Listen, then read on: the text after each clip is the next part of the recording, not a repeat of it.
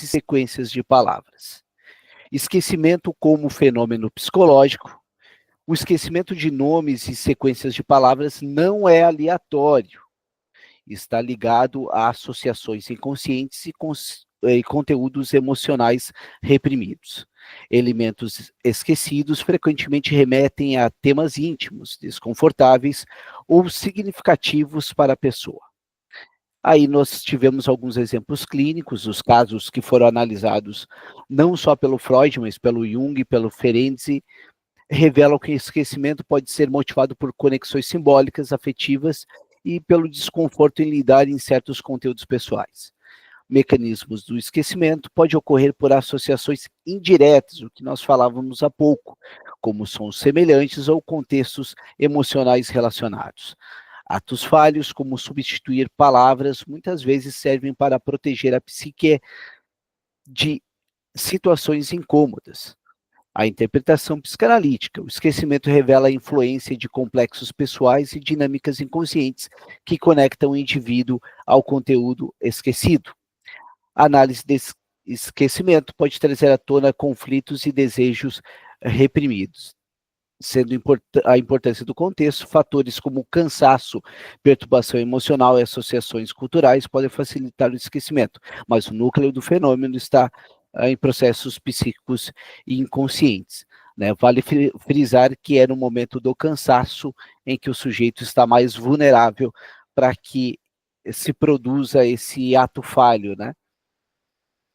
Então tem esse detalhe. O esquecimento, como a gente já viu, já falou até aqui, não é uma coisa isolada, e visa principalmente aquela questão do esquecimento de forma repetitiva em certos padrões. Né? O nosso colega João mencionou um caso que ele atendeu, na qual a pessoa esquecia as chaves o tempo todo. Então ali havia algo relacionado ao simbolismo envolto à chave, né? O que significa a chave? Sempre frisando que psicanaliticamente falando, a gente não está falando da nossa realidade, porém da realidade do nosso analisando. Então não é o que significa para você, mas o que significa para quem está na sua frente. Então retomo a nossa leitura a partir do item 13, página 40, da editora Autêntica. Dr. Hans Sachs, em uma conversa sobre Gênova e seu entorno, só voltar aqui. Dr. Sachs, em uma conversa sobre Gênova e seu entorno, um jovem quer nomear o lugar Pegli, mas só consegue se lembrar do nome com esforço. Através de exaustiva reflexão, no caminho para casa, ele pensa no modo desagradável como lhe escapou esse nome normalmente familiar a si.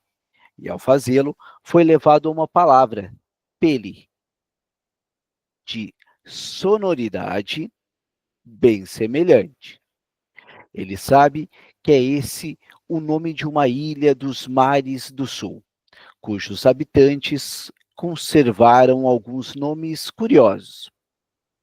Ele havia lido sobre isso pouco tempo antes em uma obra de etnologia e se propôs, naquele momento, a utilizar essas informações para uma hipótese própria. Então lhe ocorreu que Pele também era o cenário de um romance que ele havia lido com interesse e alegria, ou seja, a época mais feliz de Van Zetten, de Laurides Brum. Os pensamentos que nesses dias o haviam ocupado quase sem parar, enlaçaram-se em uma carta que ele tinha recebido, naquela mesma manhã, de uma dama que era muito cara para ele. Essa carta deixou-o temeroso de ter de renunciar ao encontro já combinado. Depois de ele passar o dia todo no pior dos humores, saiu à noite com a decisão de não mais se afligir com os pensamentos irritantes, mas fruir o mais serenamente possível da reunião social que tinha pela frente e que ele valorizava extremamente. É claro que, por meio da palavra Pegli, seu propósito poderia ser colocado em risco, já que esta se encontra tão intimamente ligada ao som de Pele. Mas como Pele adquiriu a referência ao eu em virtude do interesse etnológico, não encarna apenas a época mais feliz de Van Zeyten, mas também o seu próprio tempo mais feliz. E por isso, os temores e as preocupações que ele havia alimentado o dia todo, é característico que só tenha chegado a essa simples interpretação depois que uma segunda carta transformou as dúvidas em uma leve convicção de reencontro. Se esse exemplo faz lembrar por assim dizer, avizinhado a ele, em que não se consegue lembrar o nome do lugar Nerve, que foi o exemplo 1, vemos então como o duplo sentido de uma palavra pode ser substituído pela semelhança de duas palavras. Aqui a gente pode ver explicitamente que o Freud vai expandindo um pouquinho mais. O que até então era uma palavra, agora a gente tem duas. Já no item 14, em 1915, quando eclodiu a guerra contra a Itália, pude fazer em mim mesmo a observação de que um grande número de nomes de localidades italianas, aos quais normalmente eu tinha fácil acesso, foi de repente subtraído de minha memória. Como muitos outros alemães, eu havia tornado um hábito passar uma parte das férias em solo italiano. E não pude duvidar de que esse maciço esquecimento de nomes fosse a expressão de uma compreensível hostilidade à Itália, que entrava agora no lugar da predileção anterior. Mas junto a esse esquecimento de nomes diretamente motivado, fez-se notar um indireto, que podia ser reconduzido à mesma influência. Eu me inclinava também a esquecer nomes de lugares não italianos, e encontrei na investigação desses incidentes que esses nomes, de algum modo, estavam ligados aos inimigos desprezados por uma ressonância distante. Assim, um dia me torturei para lembrar o nome da cidade de Bizâncio, na Morávia. Quando ele finalmente me ocorreu, soube imediatamente que esse esquecimento devia ser colocado na conta do Palazzo Bizenzzi, em Orvieto. Nesse palácio encontra-se o Hotel Belle-Arte, onde eu me hospedei em cada uma das minhas estadias em Orvieto. As mais queridas lembranças, naturalmente, foram as mais intensamente danificadas pela posição emocional alterada. E também conveniente que nos deixemos lembrar por meio de alguns exemplos. Com diversos são os propósitos a cujo serviço pode colocar-se o ato falho. Aqui temos a palavra em alemão, do esquecimento de nomes. Pessoal, até o momento aqui, alguém gostaria de fazer alguma pontuação, fazer alguma colocação? Né? Podemos ver que o Freud está enfatizando muito do que ele trouxe até aqui, que o esquecimento pode ser relacionado à sonoridade, ele enfatiza muito isso, e momentos felizes podem ser não encoberto por questões que ladeiam, né? Algo que a gente havia falado. Alguém quer pontuar algo do que eu li até aqui? Ô, Michel, a expressão indireta, né, me causou aqui uma dúvida. sobre o que ele queria dizer especificamente com essa expressão amnésia indireta. É, parece que tá no texto aqui, mas eu não entendi muito bem o que quer dizer aqui. Quer ler ali para a gente o que está em torno disso, por favor? Ah, bom, mas Pode ler além pelo teu, tá tudo certo, importa é o sentido. Mas, além desse esquecimento de nomes diretamente motivado, também se identificou uma amnésia indireta com origem na mesma influência.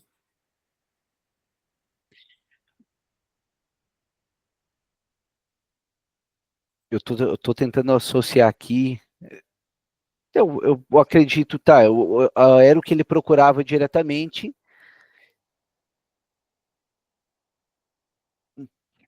Douglas, te confesso que eu fiquei um pouco na dúvida isso. Ele está falando aqui dos esquecimentos de nomes em solo italiano, mas além desse esquecimento de nomes diretamente motivados, que ele supôs ali ser diretamente motivados com a guerra, também se identificou uma amnésia indireta com a mesma influência. Aí ele começa a falar de esquecimento de nomes não italianos, aí que ele usa o exemplo do Bizâncio aqui. Tá, eu acredito que estaria relacionado essa indiretamente, não, que não é mesmo, não seria propriamente o contexto da guerra, É. mas pela sonoridade poderia haver um esquecimento relacionado. O indireto que seria não diretamente a guerra, mas as coisas que seriam relacionadas, mas não algo direto. Eu vejo dessa forma. Né, É, que se o direto era propriamente guerra, indiretamente quer dizer que não seria a guerra, mas as coisas que seriam ao redor. Eu vejo dessa forma. Alguém quer pontuar alguma coisa? não, Michel, porque eu fiquei com essa expressão aqui na cabeça, porque eu lembrei, sabe aquele caso, eu não sei se tu lembra um caso que eu comentei semana passada, do camarada que guardava trechos bíblicos inteiros na cabeça, tinha uma Sim. memória incrível e agora está com problemas de guardar nomes absurdamente grande, né? E o interessante no caso dele é que ele lembra textos bíblicos ainda com muita clareza, os que ele estudou lá atrás. Só que hoje ele tem uma dificuldade de associar textos que ele lê hoje e textos que ele leu de um determinado período da vida dele, que ele teve depressão, essas coisas. Então eu fiquei tentando associar, porque como é que ele consegue lembrar uma coisa que ele estudou mais antigamente ainda que uma coisa que ele estudou recente, entende?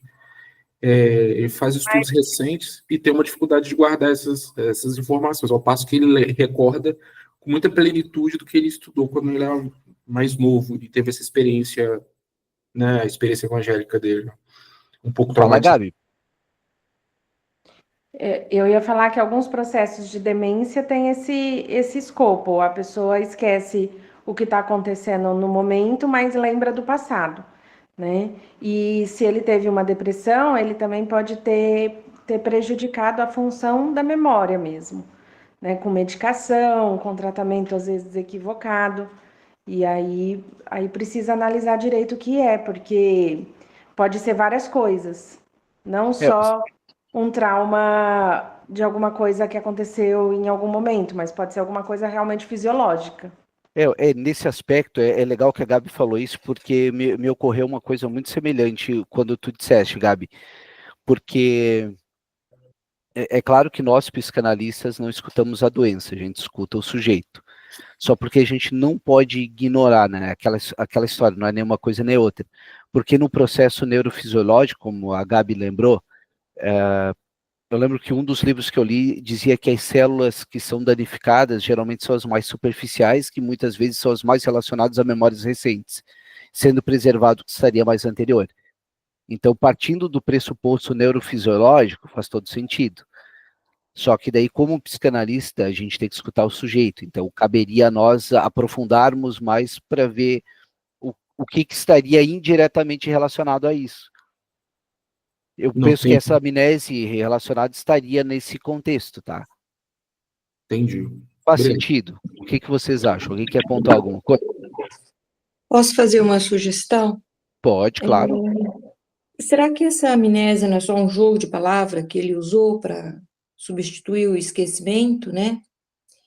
E que por trás essa amnésia, como no caso do do nosso amigo aí que ele citou, do paciente dele da Bíblia, será que não foi causado por algum, óbvio, né? Agora eu estou falando redundantemente, não foi causado por algum conflito muito forte? E isso se torna uma amnésia, porque é o que nós fazemos, né? É um mecanismo de repressão. Uhum. E Não, pode falar, Rossi, por favor. não, foi um pensamento simples, né? Agora eu vi que é bem simples mesmo, é bem, Uhum. bem Não, simples, mas eu acredito que daí a expressão que tu usou, jogo de palavras, eu acho que se adequa, porque vem no mesmo contexto, né? Penso que daí simplesmente seria uma forma de dizer que é algo não diretamente que tu esquece, mas algo indireto quer dizer que pode ser algo relacionado e que daí a gente vai buscando relações paralelas, tá? Eu vou seguir mais um pouquinho para a gente não estagnar, mas acho que progredimos um pouquinho mais na compreensão disso. Item 15. Storfer, esquecimento de nomes como garantia para uma intenção esquecida.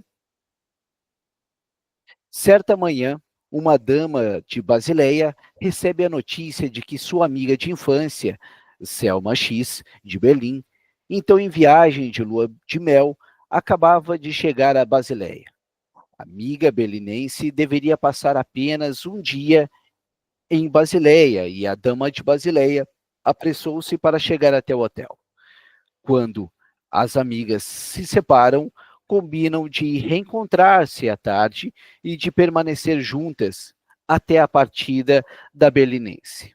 À tarde, a dama de Basileia se esquece do compromisso. À tarde, a dama de Basileia se esquece desse compromisso. Não sei o que determinou esse esquecimento, mas justamente nesta situação encontro com uma amiga de infância recém-casada. São possíveis diversas constelações típicas que poderiam causar uma inibição contra a repetição do encontro. No entanto, o interessante desse caso é um ato falho, mais distante, que representa uma garantia inconsciente para a primeira. No momento em que deveria reencontrar-se com a amiga de Berlim, a dama de Basileia encontrava-se em uma reunião em outro lugar. Lá a conversa recaiu sobre o recente casamento da cantora vienense de ópera de sobrenome Kurz. A dama de Basileia manifestou-se de modo crítico sobre esse casamento. Mas quando quis dizer o nome da cantora, para seu grande constrangimento, não lhe ocorreu o seu primeiro nome. É sabido que há uma tendência especial, justamente no caso de sobrenomes monossilábicos, e se mencionar também o primeiro nome. A dama de Basileia se irrita ainda mais com a fragilidade de memória, na medida em que ela muitas vezes já havia ouvido a cantora Kurz cantar. E o nome completo lhe era bem familiar, né? Aí que a gente tem essa psicopatologia da vida cotidiana, né? Vale a gente buscar agora um pouco do contexto histórico de patologia. A patologia vem de patos, vem de paixão, mas quando vai chegar no Freud, é uma linha de teoria vindo do Kant, né? Então, patologia, algo patológico relacionado a uma possível dor, sofrimento, vai vindo nessa linha. Porém, quando ele coloca da vida cotidiana, ele começa a dizer que não é um caso especial, mas que todos nós estamos sujeitos. E aqui está um ponto bem relevante, né? Lhe era bem familiar, né? Não é algo atípico, é algo corriqueiro, era um nome familiar, um nome que já veio em situações anteriores, sem que alguém tivesse mencionado antes o nome subtraído, sem que alguém tivesse mencionado antes o nome subtraído, a conversa tomou outra direção. Aí a gente tem praticamente o que seria uma associação livre, né? Ninguém condicionou. Na noite desse mesmo dia, encontra-se a dama de Basileia em uma reunião, em parte idêntica à daquela tarde. Por coincidência, a conversa tornou a recair sobre o casamento da cantora vienense e a dama mencionou o nome, Selma Kurz. Né? Lembrem no momento anterior o nome Selma X, né? Sem qualquer dificuldade. A isso seguiu-se também a exclamação: Ah, acaba de me ocorrer. Eu esqueci totalmente que hoje à tarde eu tinha um encontro com minha amiga Selma. Uma olhadela no relógio mostrou que a amiga já devia ter partido. Aqui tem a obra de 1914.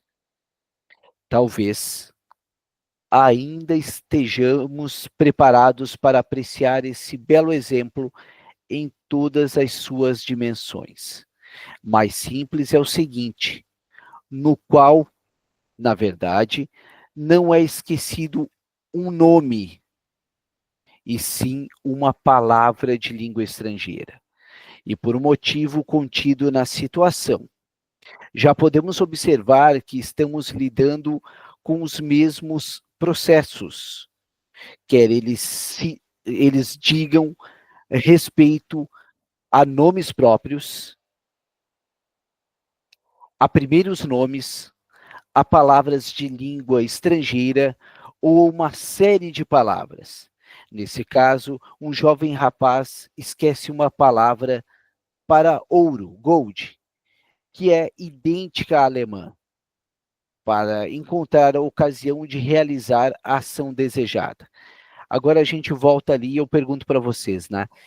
Ela esqueceu o evento com a Selma X e, por sua vez, uma correlação, ela esquece o nome Selma da Selma Kurz. Ela faz essa relação. Poderia estar relacionado ao casamento? Né? Como o Freud menciona ali. Não é uma causa específica, mas há muitas que provavelmente, se ele fosse investigar mais a fundo, veria mais detalhes. Alguém quer pontuar alguma coisa?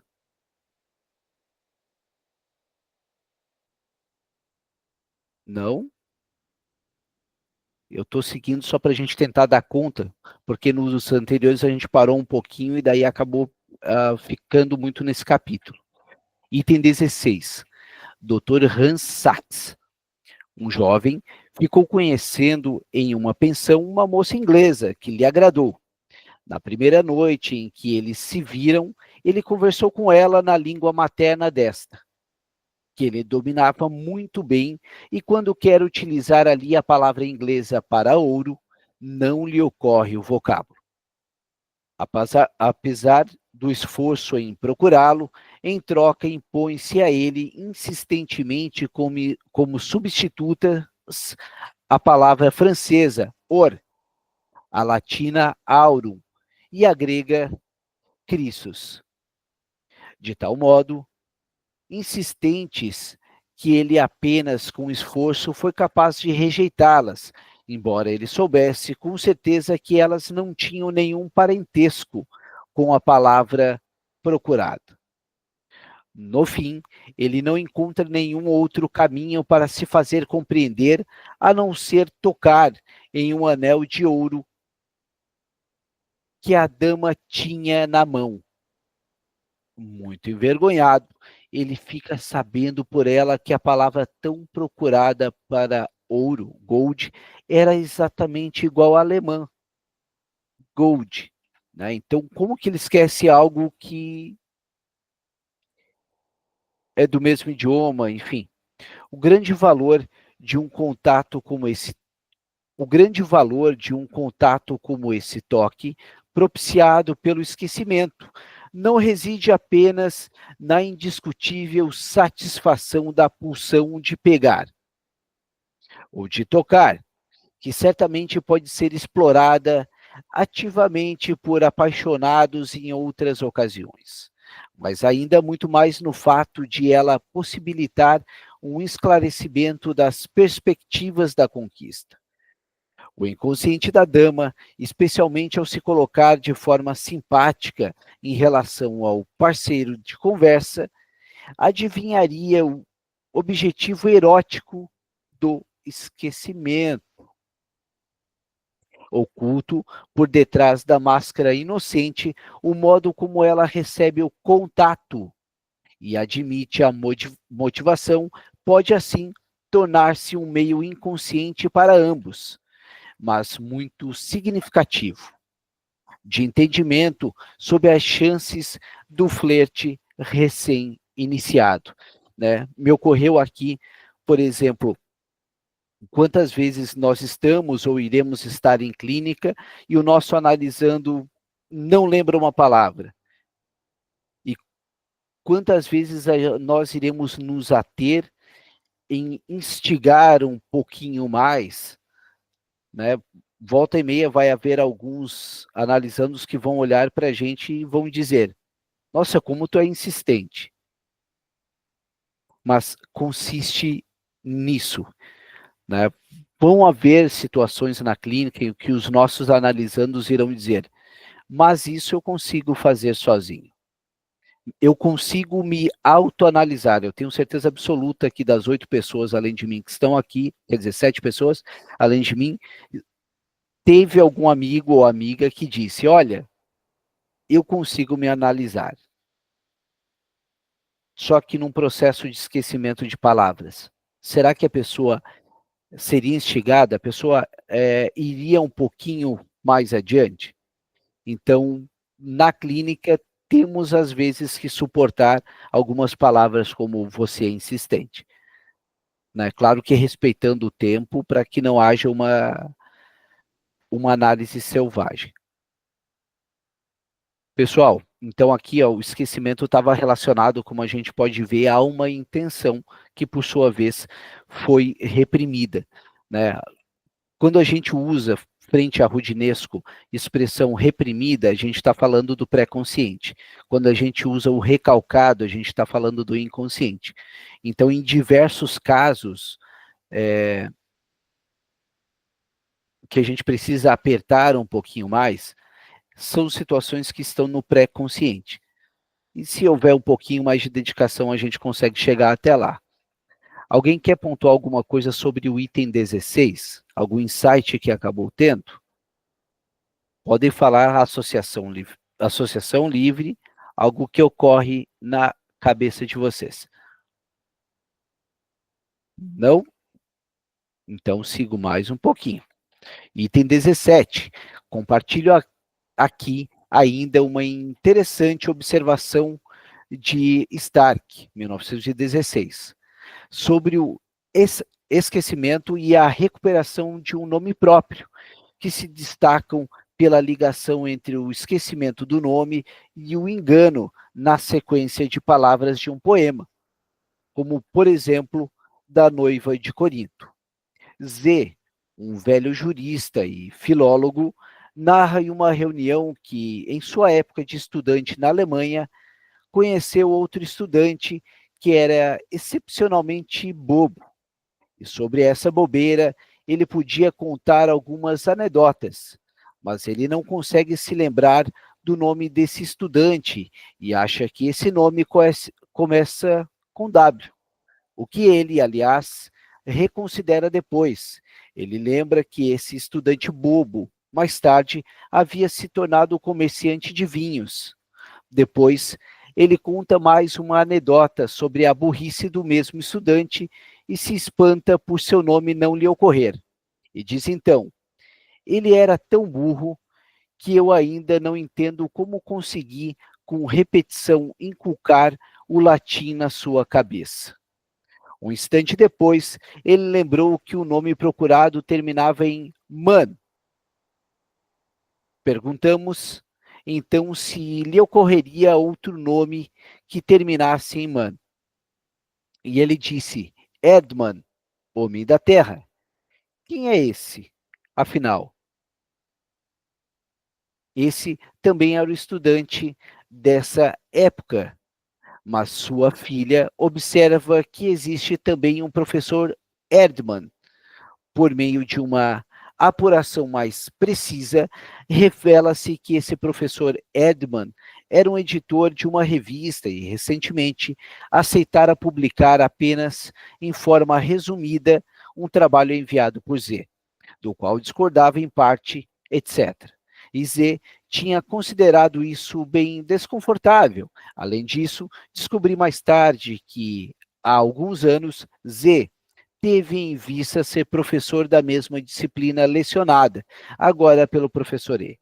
E que também, nesse aspecto, o nome talvez toque em um ponto delicado. Agora lhe ocorre, de repente, o nome do estudante bobo, Lindemann, como ele já havia lembrado que o nome terminava em man, homem, foi, portanto, Linde, Tilha, que permaneceu recalcado por mais tempo.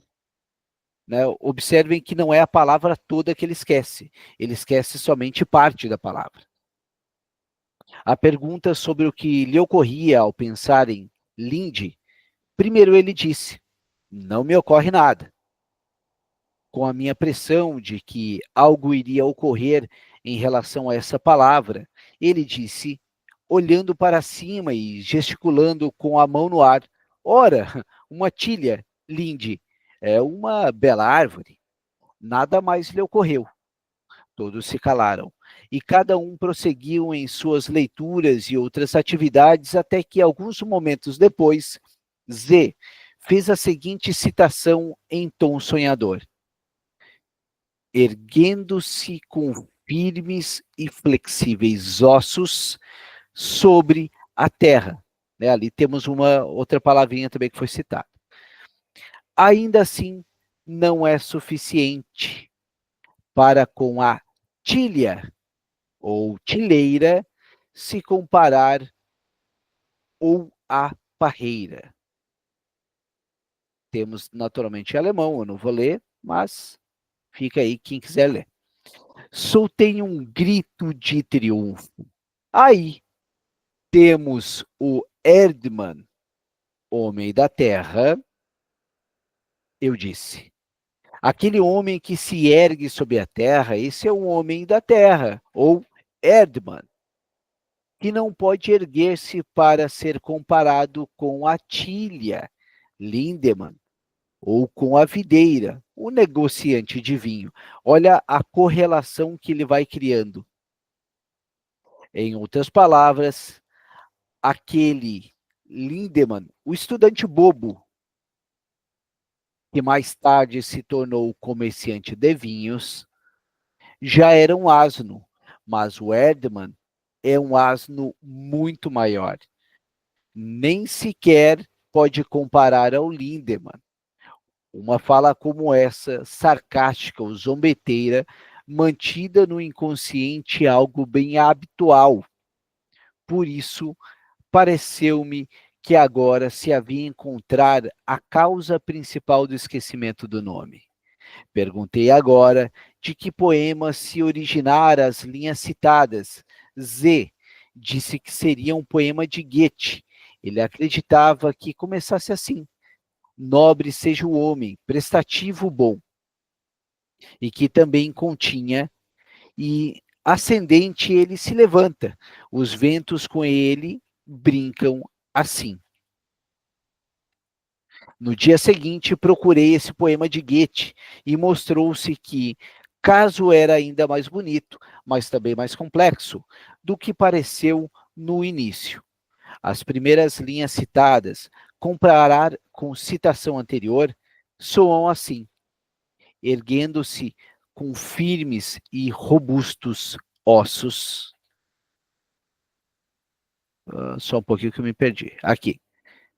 Ossos flexíveis. Seria realmente uma combinação estranha, mas não quero ir mais fundo nesse ponto. Os versos seguintes dessa estrofe são comparar com a citação anterior. Sobre a bem fundada terra estável, é ele insuficiente para com o carvalho e com a parreira ser comparado. Né? Vamos para vamos fazer um breve comentário aqui entre nós, né?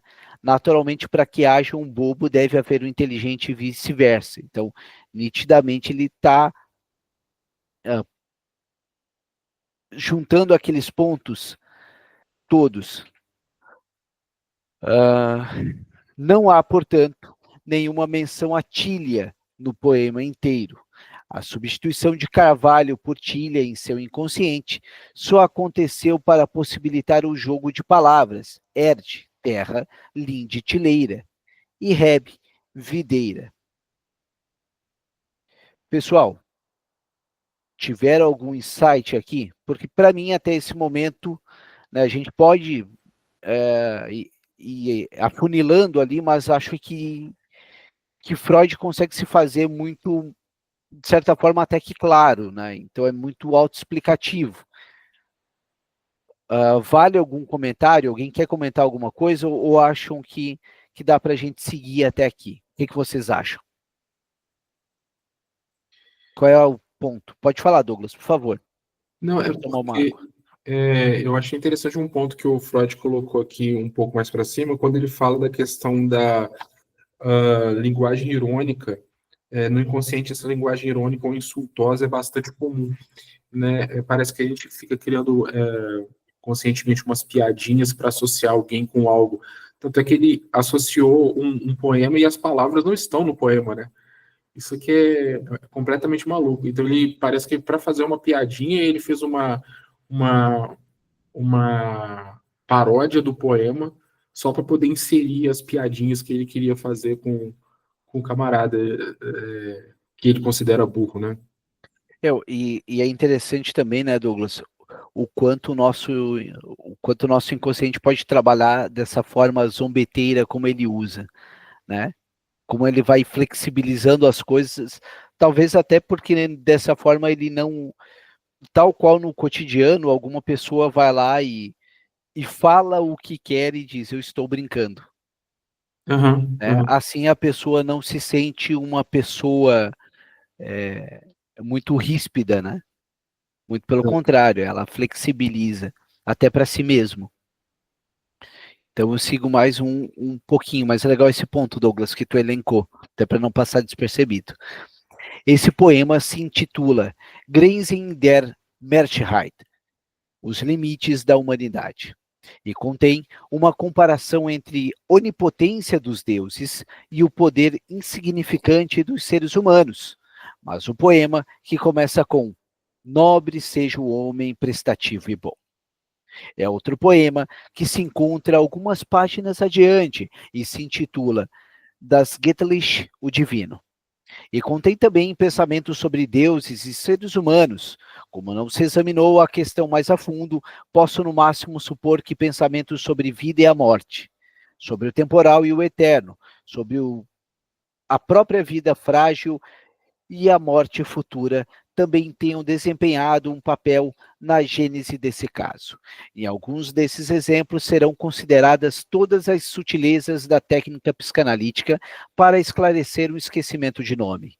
Quem quiser saber mais sobre esse trabalho, indico uma comunicação de Ernest Jones, Londres, que está traduzido do inglês. Ferenczi observou que o esquecimento de nomes pode aparecer também como um sintoma histérico. Ele mostra, então, um mecanismo que se distancia e muito do ato falho. Como essa diferença é entendida, é evidente que a sua comunicação. Tenho agora um tratamento, uma paciente, uma senhorita de meia idade, a quem não ocorrem os nomes próprios mais usuais e mais conhecidos, apesar de normalmente ela ter uma boa memória. Na análise, ficou claro que, através desse sintoma, ela quer documentar a sua ignorância. Essa exibição ostensiva de sua ignorância é, na verdade, uma recriminação contra os seus pais. Olha só que interessante isso. Que não lhe permitiram receber nenhuma instrução superior. Também sua torturante compulsão por limpeza, psicose da dona de casa. Isso é muito usual nos primeiros textos de Freud, né? Provém, em parte, dessa mesma forma. Ela quer dizer com isso mais ou menos. Vocês fizeram de mim uma serviçal. Conseguiram entender aqui até esse ponto? Tudo ok? Quem eu estou vendo fez sinal, então eu sigo mais um pouquinho. Eu poderia multiplicar os exemplos de esquecimento de nomes e conduzir a discussão para bem mais longe. Se não quisesse evitar debater aqui, no princípio, quase todas as perspectivas a serem consideradas na discussão de temas posteriores. No entanto, posso me permitir resumir os resultados das análises aqui comunicadas. O mecanismo do esquecimento de nomes, mais corretamente da fuga do esquecimento temporário, consiste em que a reprodução pretendida do nome é perturbada por uma sequência de pensamentos estranha e não consciente no momento. Entre o nome perturbado e o complexo perturbador, há uma conexão que existe desde o início, ou ela se estabelece quase sempre por caminhos aparentemente artificiais, através de associações superficiais e externas. Dos complexos perturbadores, os da autorreferência, os pessoais, familiares e profissionais, comprovam-se como os mais eficazes. O nome que, em consequência da multivocidade, pertence a vários círculos de pensamentos complexos. É frequentemente perturbado no contexto de uma dessas sequências de pensamentos, em virtude de seu pertencimento a outro complexo mais intenso.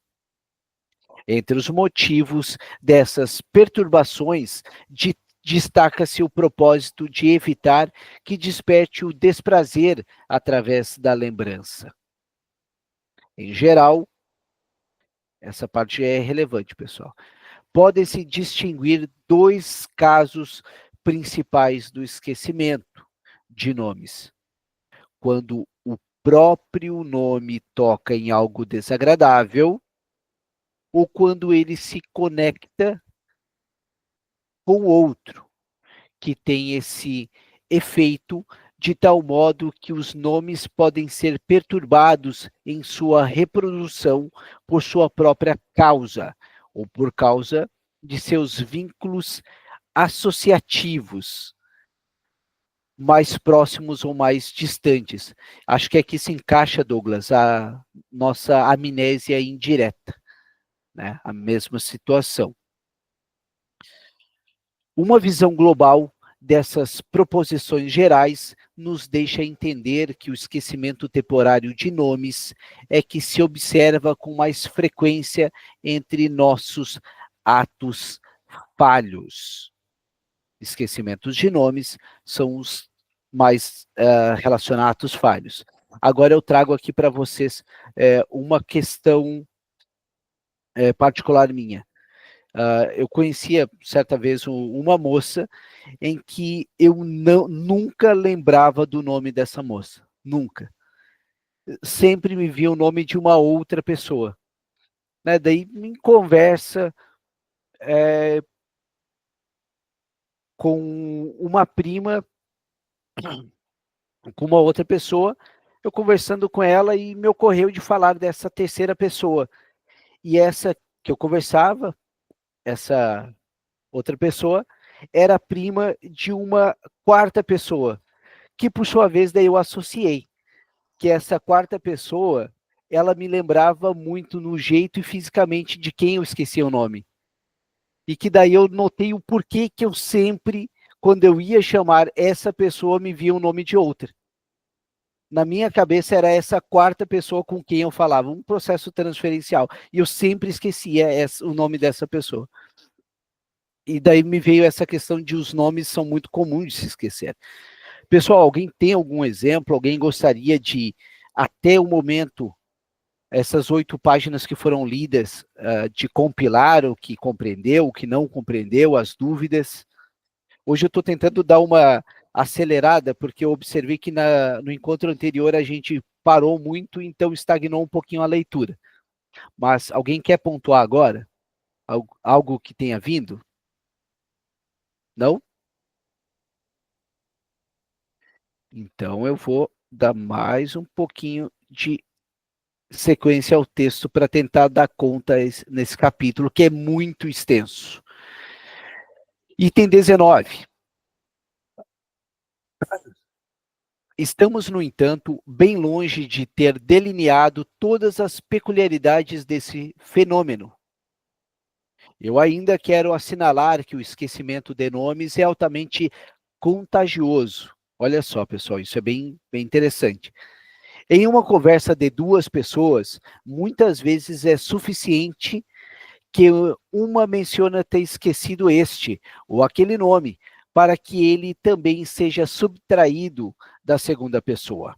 Mas nos casos em que o esquecimento é induzido, o nome esquecido reaparece de modo mais fácil.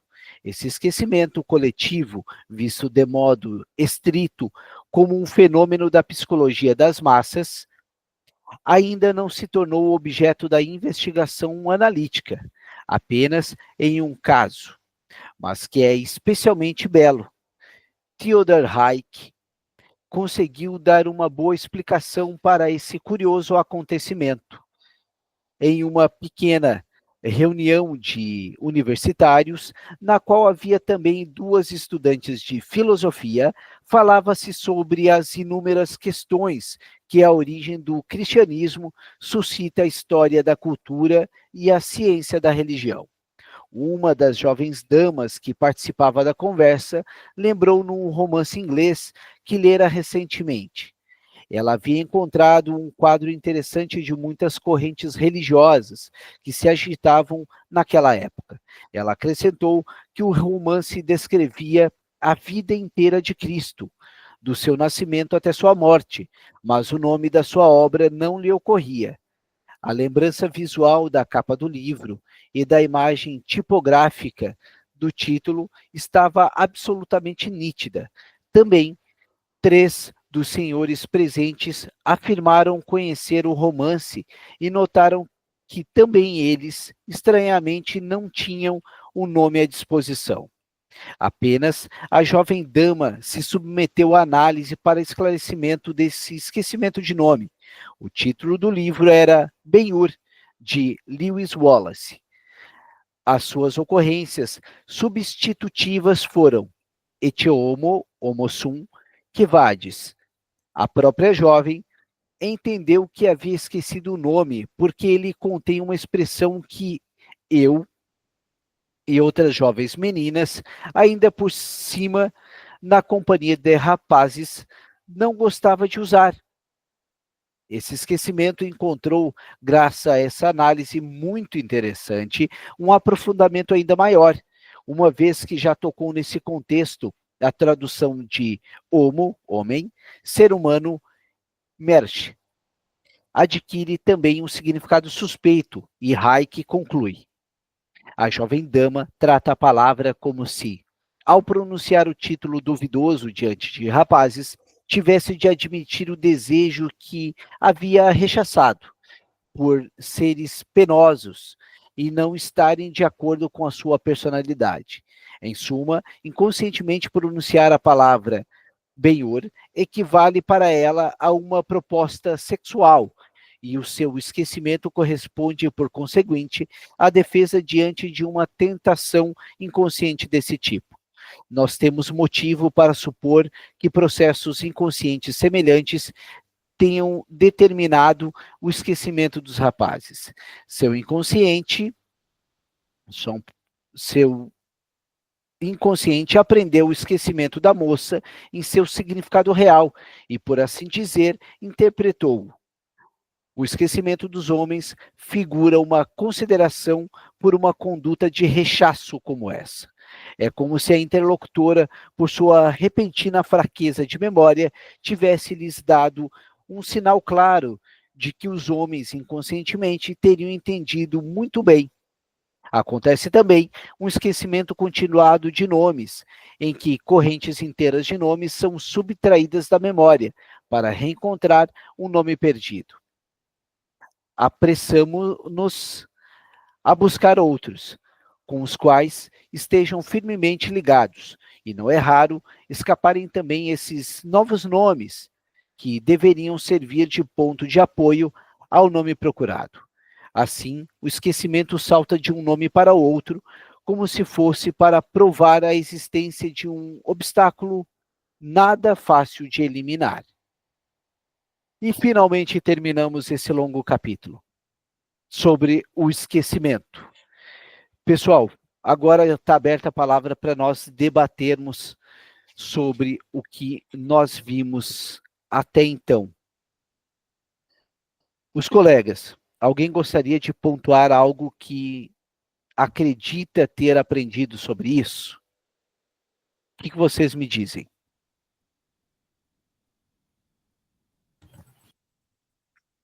Fica claro que a gente tem uma correlação de nomes e uma capacidade de esquecê-los muito ligadas a questões que ainda não estão plenamente resolvidas e precisam todas elas serem analisadas, né? E que é importante que faça isso. Esse último exemplo que o Freud cita aí da moça, por exemplo, é interessante, né? Que ela ficou com medo de usar a expressão Binhut, que daria para ela significaria algo muito pejorativo, né? E aí ela esquece do nome Ben-Hur. É interessante, né? Porque que ela cria essa associação logo e acaba querendo ou não comunicando algo para os demais caras. Eu acho a gente às vezes esquece coisas sem entender direito, né? As razões e acaba tendo um peso grande. A gente, né? Essa coisa parece ser um pouco mais complexa do que parecia no primeiro momento, pelo menos na minha leitura leiga aqui no começo. Parecia uma coisa um pouco mais simples, mas agora eu estou vendo que ela tem uma capacidade de ramificações e de estudos bem maior do que eu imaginava. E principalmente, né, Douglas, né, eu peguei aqui algo que eu tinha resumido previamente, algum tempo atrás, né, então, é claro que a gente tem ali as associações, é importante a gente notar que elas são inconscientes, como a gente viu. O esquecimento não está ligado só a fatores ruins, acho que isso a gente pode elencar também. Os esquecimentos podem ser coisas boas, mas que por sua vez elas vão criar correlações. Lembramos sempre daquela metáfora do fio de linha, né, do carretel de linha. Então as coisas vão se relacionando, vão se bordeando. Dessa forma. Luciene, por gentileza, pode falar. Bom dia. Bom dia. Na verdade, assim, para mim ficou muito. Eu já peguei, assim, do início. Não peguei do início, né? Mas, assim, uma parte que para mim ficou muito marcada foi essa parte que pode a amnésia não ser um problema da ordem emocional, digamos assim, né? Mas ligada à parte fisiológica mesmo, né? Que você falou sobre a questão dos neurônios, que a memória antiga ela é preservada, né? E a recente, eu acho que ela tem que ser mais trabalhada para não ser apagada. Pelo menos eu percebo isso hoje em dia, né? Não sei se é por conta da idade, mas eu tinha uma capacidade de memória excelente. E hoje eu luto para poder guardar algumas informações. Então, quando uma outra pessoa, né, eu esqueci o nome, deixa eu ver aqui. Legal, temos um exemplo na prática agora. Eu esqueci o nome. Exato, é. Exato. Ela falou a respeito, né, dessa parte fisiológica, né, que os nossos neurônios, né, os mais novos, né, eles vão como é que se diz? Eles vão se formando, né? Não, eu já usei o processo já que está dando errado já. Tá, não, mas pode seguir para não atrapalhar o teu raciocínio. Não, é isso, né? Quer dizer, a memória antiga, e eu tenho ela preservada, assim, eu lembro de coisas do passado, assim, novela, músicas, filmes. Aí eu vejo um filme semana passada, aí vou comentar com alguém e falo assim, gente, eu não me lembro o nome.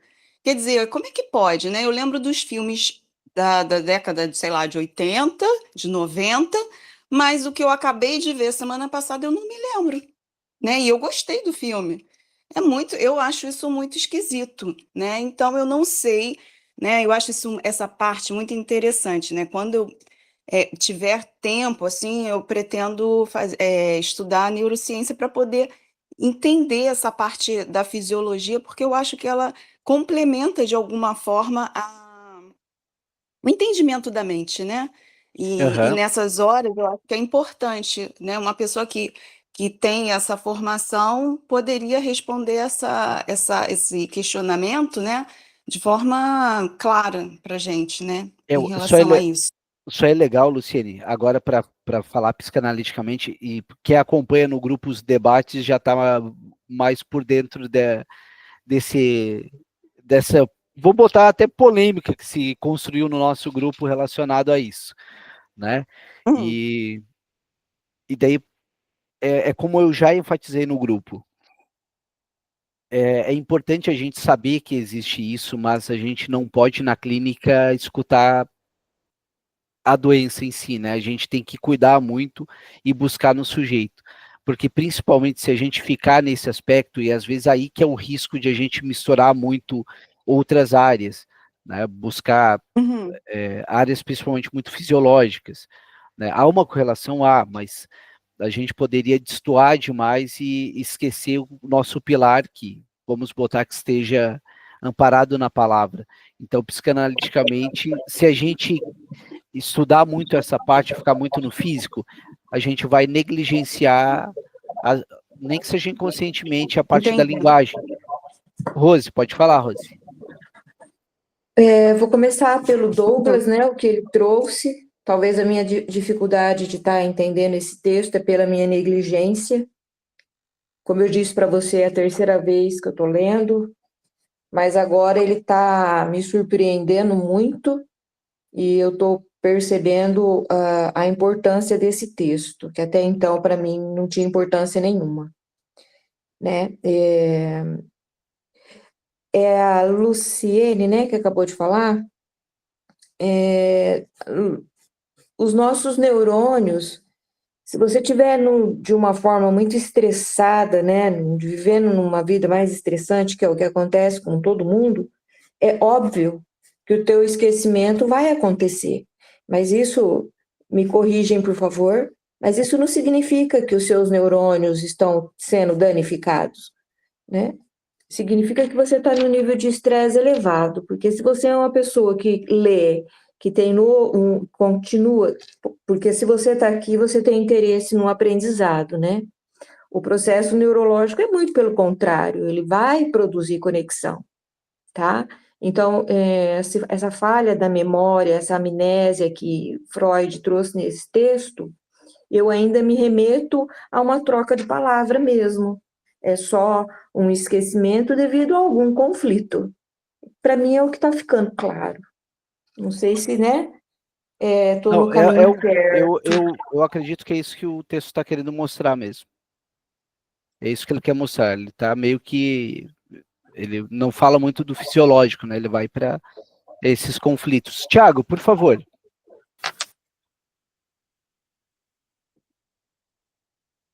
Eu acho que está mutado, Tiago. Está sem áudio. Tiago? Tá fechado o teu microfone, meu amigo.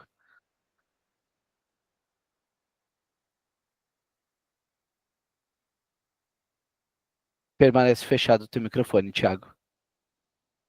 Ah, não, tudo bem. A gente volta aqui, então, enquanto tu ajeita o microfone aí. Chama assim que concluir. Até mesmo, pessoal, já que nós somos estudantes de psicanálise, é bem importante a gente ficar no âmago do estudo psicanalítico, né? Apesar de que nós citamos ali que existem os fatores físicos, mas não é o nosso objeto de estudo, tá? Então a gente tem que sempre se atrelar, e principalmente esse texto, pelo que a gente viu, ele vai estar muito relacionado aos conflitos e aos esquecimentos relacionados à linguagem, né? Quando quando a Rose perguntou sobre a questão do cultural também, o cultural, como a gente viu, a repressão que teve ali no finalzinho, até por pudores culturais. Então, o esquecimento estava relacionado também, pode estar linkado a isso. Tiago, conseguiu? Veja aí, meu caro.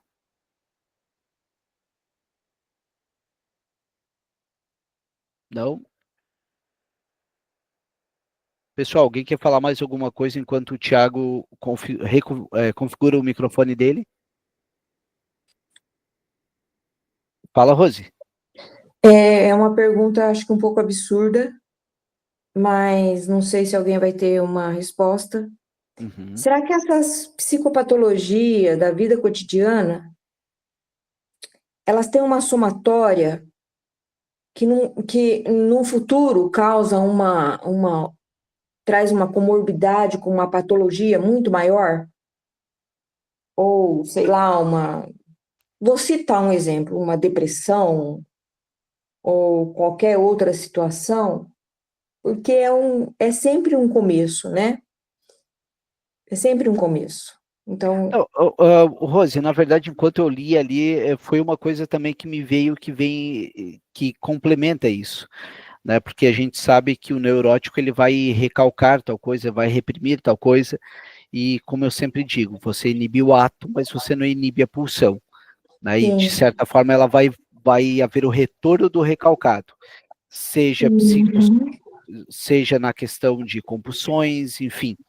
Então, esses esquecimentos, seguindo essa regra, eu iria na linha do sim. Tá. Eu iria no Faz sim. muito, sim, porque faz muito sentido, né? Quantos conflitos reprimidos numa somatória vai eclodir uma outra situação, né? Faz muito sentido. Bom, talvez aí eu começo a valorizar o texto, né? Que eu não estava entendendo, né? E agora eu estou achando uma linha de raciocínio aqui para poder entender melhor o texto. Tá É, certo. é como que a gente vai, principalmente, associar em questões práticas, né? Às vezes, né, Rose, a gente lê muita teoria principalmente a metapsicologia, do conceito de pulsões, isso, aquilo, e a gente não encontra não encontra, não, no início, né? No início. Ah, mas não faz sentido, não consigo ver utilidade prática. Questão, o que me adianta constatar que tal pessoa tem uma estrutura obsessiva, histérica ou fóbica? Né? Na verdade, é ali que vai estar direcionado o teu manejo clínico. Né? E como cada um, vou fazer uma possível associação ali do que a gente falou, né? A forma que o sujeito recalcou, aquele diagnóstico que a gente fez sobre ser histérico, uma coisa ou outra, é como ele vai lidar com essa situação. Por isso a gente não cura as estruturas, a gente facilita para que ele aprenda a lidar com a sua estrutura. Sim, Tiago, concordo. o Tiago pediu ali a palavra. Fala, Tiago, por favor.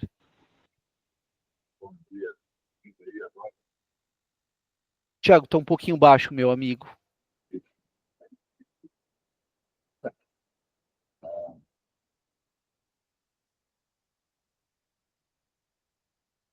Não estamos te escutando, infelizmente. Né, vale frisar que sempre que tu faz apontamentos são muito pertinentes, tá? Por isso que eu faço questão que tu consiga arrumar o microfone. Né, o Thiago, ele é dos nossos colegas que aqui eu sei que ele segue muito a linha do Jung. Então seria legal ver a colocação a psicologia analítica junguiana. Thiago, vai tentar um pouquinho mais?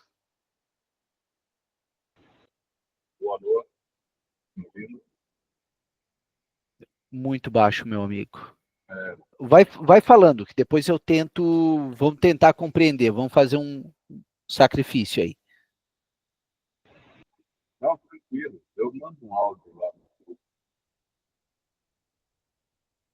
Tudo bem, então a gente aguarda o teu áudio.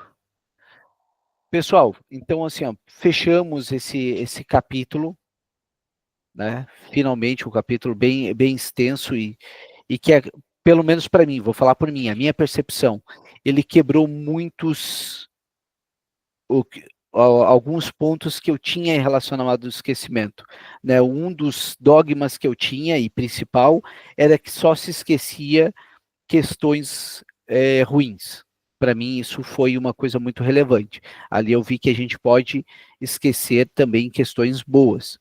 Não pela questão boa, mas pela questão indiretamente relacionada a isso.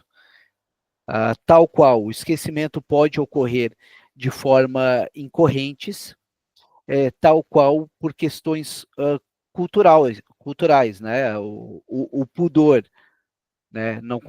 Não lembrar de tal nome, porque esse nome evoca um tabu cultural, digamos assim. Então, de forma mais simplificada, esse capítulo dos esquecimentos de nome foi isso que nós vimos, né? Não limos a obra toda, é só o capítulo 3. E agora, o próximo encontro, a semana que vem, a gente vai para o capítulo 4, e que é muito, muito, muito interessante, sobre lembranças da infância e lembranças encobridoras. Sobre lembranças da infância e lembranças encobridoras. Né? Em clínica, a gente vai ter muita gente que vai dizer, eu não sei se isso que eu vivi é real ou eu construí. Porque na parte dos nomes a gente já tem um norte muito bom, muito legal. E agora a gente vai para essa parte da infância. Show, pessoal. É isso? Sim, ótimo. Elis, por gentileza.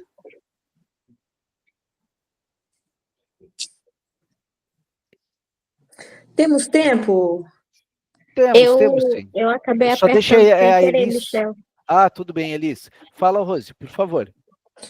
Porque agora que você, talvez isso cabe mais no próximo capítulo, e eu gostaria de compartilhar que foi muito bonito o que me aconteceu na clínica na sexta-feira. Por Pode favor, ser, compartilhe. Michel? Pode. Pode sim. Um homem de 56 anos, uma depressão moderada, né? Tomando medicamento. Ele veio à clínica na primeira sessão e para mim foi muito interessante uma pessoa ter um insight na primeira sessão. Isso nunca tinha me ocorrido. Ele, na angústia dele, ele lembrou que ele estava jogando bola na infância, porque eu perguntei da infância dele, porque como ele é uma pessoa controladora, eu falei para ele que a infância dele foi muito punitiva, né? Ele era muito cobrado de muita coisa na infância. Então, é o processo que ele usa até hoje, com ele, né? Hoje é ele que usa com ele. E aí ele lembrou que ele estava brincando de bola, com 11 anos de idade, e a mãe dele deu uma surra nele. Ele fala que foi perto do tanque, ele lembrou até o local, que deu uma surra nele, horrível, só porque ele estava brincando de bola. E o que criança quer? Brincar de bola, né? Então, mas ele caiu num choro, numa angústia, e foi daí que ele teve o insight de que ele controla a esposa, controla os netos, tudo por conta desse episódio. Olha que maravilhoso. Eu fiquei um tanto estagnada, claro, né? Porque na primeira sessão tem um insight nessa proporção, e eu acredito, né, que nós chegamos bem na origem do conflito dele, que ele vai ter uma boa melhora, é o que eu acredito.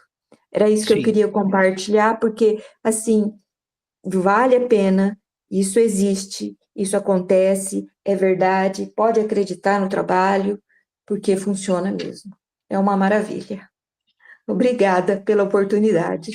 Rose, é legal tu trazer isso, até para nós falarmos um pouquinho sobre a nossa função social, né? Eu debatia com alguns amigos ontem. Primeiro, Quanto tempo essa pessoa guardou esse episódio? Quanto tempo ela queria falar isso? Quanto tempo estava esse nó na garganta? Posso falar? Pode, por favor. A vida toda, porque foi a primeira vez que ele falou para alguém. Rose, olha o tamanho do peso quando alguém diz: é a primeira vez que eu estou contando para alguém, né?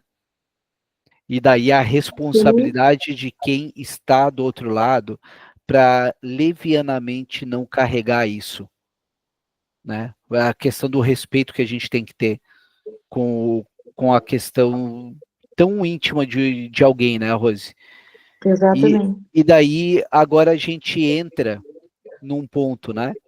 E como é que isso vai mudar a vida dele? Primeiro que já está em posse, né? Se algo tu tira dessa parte tão intangível, tão imaterial, que ele não sabia nomear, de certa forma, o que a gente não vê não existe, de certa forma. Vou partir do pressuposto de controlar. Achei a palavra correta. O que o Freud dizia. Onde estava o id, estará o ego. Então, isso era algo que estava muito id. Era algo que estava inconsciente. Então, trouxe para o ego. O ego é a parte que é responsável por dizer o não. É a parte que agora, em posse dessa informação, ele tem a capacidade de administrar, né? Sim. Bem, né, nessa linha. É, Deixa eu ver. Pode pontuar mais alguma coisa, por favor, se tu quiser. Só queria compartilhar porque foi uma experiência maravilhosa, né? Não, muito, muito boa. Obrigado por compartilhar. O Tiago colocou, fazendo o link à questão prática, é de extrema importância percebermos como podemos relacionar o texto não só à memória, mas principalmente à atenção que devemos investir à comunicação, aquilo que é expressado pelo paciente e a sua maneira de fazer isso, não limitando a memória, mas observar as pausas, assuntos que se repetem, uso demasiado de artigos de ligação, entre outros. Perfeito, Tiago. E agora reforço. O silêncio é uma forma de interpretação. O esquecimento de tal coisa há de ser interpretado. Então, quem acha que o excesso de palavras é o que vai resolver, às vezes a gente tem que propiciar o silêncio, mas para que surja a palavra não em nós, né? Porque às vezes a gente quer ser o sujeito, a gente quer dar a palavra para resolver tal situação, mas não é a nossa palavra que tem que vir. Eu estou dizendo agora até mesmo no grupo, porque enquanto eu lia, na minha cabeça vinha aquela questão, tu tem que pontuar alguma coisa, tu tem que falar alguma coisa. Então a gente tem uma certa cobrança interna de querer falar, de querer produzir alguma coisa. E às vezes cabe a nós silenciar para propiciar que haja o trabalho no outro. Né? Tem uma brincadeira que diz, na série Sessão de Terapia tem isso, quando ela diz, que ele pega e diz, interpreta para mim um sonho, e ela diz, não, eu só recebo, você trabalha aqui. Olha que fantástico isso. Eu só recebo, você trabalha. Né? Então, Exatamente. esse é o ponto em questão. Pessoal, sendo assim, vamos encerrando. Obrigado pela participação de todos. A semana que vem a gente volta. Só vou ler aqui do Tiago e encerramos. Por exemplo, pelas duas principais falas da Luciene, espero que não se importe de ser citada, poderíamos pressupor que ela estuda ou ainda estudará neurociências, o que até já foi confirmado por ela mesma. Acho que deve vir mais alguma coisa. Não? Não, eu acredito pela Luciene, ela mencionou no sentido de pretende estudar para complementar, o que eu acho que é muito válido, né? Para que nós não se tornamos fundamentalistas ortodoxos em relação à própria psicanálise, de um ponto que somente nós estejamos corretos e todas as outras neurociências, ciências e questões relacionadas estejam erradas. Né? Que daí a gente cai num paradoxo, porque a gente diz, todo mundo está errado, só nós estamos certos. Então, Ô Michel, pode falar, por favor. só sobre essa questão da neurociência, o Adriano, se eu não me engano, escreveu ontem no grupo uma coisa que eu achei bem interessante, que é quando ele estava falando que, acho que é Adriano o nome dele, É o ele Adriano, da estuda neurociência. neurociências, né? Ele é da área. Ele estava falando que existem memórias, por exemplo, musculares, que existem questões de serotonina, por exemplo, e não são coisas da neurociência, são de outras áreas do conhecimento. Então, que às vezes a gente leigamente vai dizer que tudo está ligado à neurociência, quando está ligado a outra área do conhecimento humano.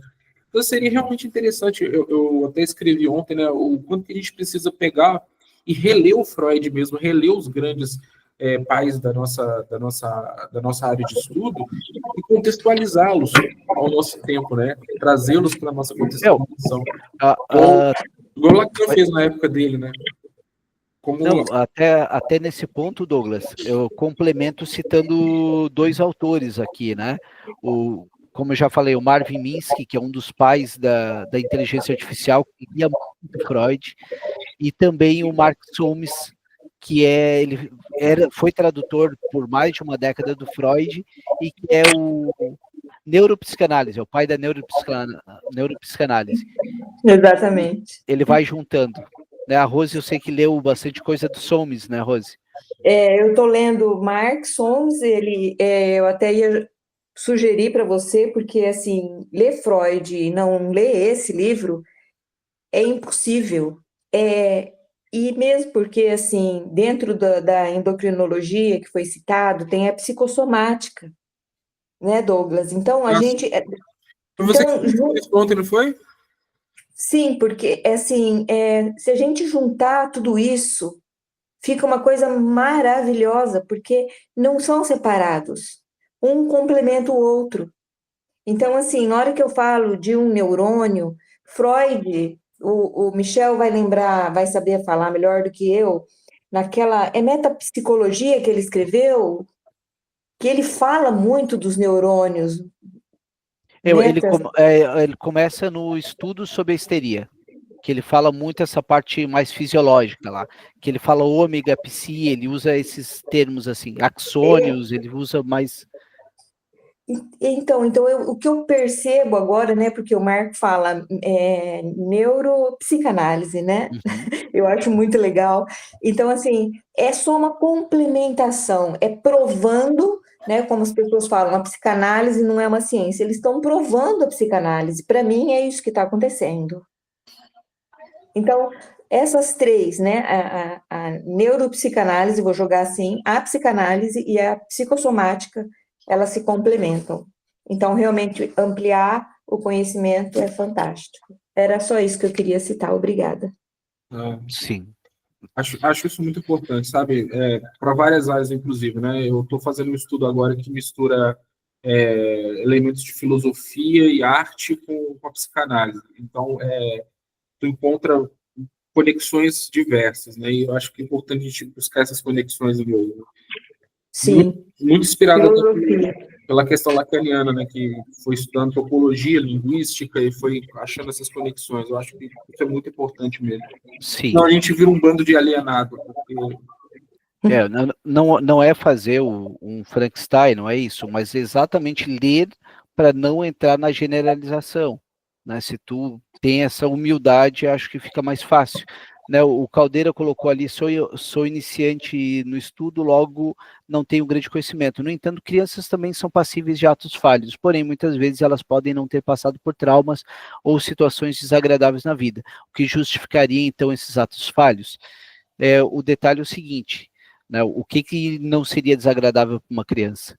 Vale frisar que a gente pode estar relacionado também ao desamparo. Né? Muitas das coisas podem estar relacionadas a esse desamparo, a essa situação entre mãe e bebê, essa separação. Então, acredito que esse desagradável a gente teria que contextualizar também o que é desagradável para uma criança, né? Às vezes, uma situação que para nós adultos não é desagradável, para uma criança pode ser algo muito hiperbólico, né? Acho que eu iria por esse caminho, sempre frisando o desamparo original. né? A questão de se sentir sozinho no mundo, que é um dos medos maiores. Quando a gente lê Freud na parte do mal-estar na civilização, a gente veja muito sobre isso, né? Que nós temos o sentimento oceânico do Romain Rolland, que ele cita, e o ser expulso do paraíso, que o Otto Rank menciona, falando psicanaliticamente, e a sensação de não estar mais unido com a mãe, digamos assim, né? Estar seguro. Eu iria por esse lado. Pessoal, agora sim, obrigado. Bom dia a todos. Desligar a gravação aqui. Até mais, tchau, tchau. Fechou.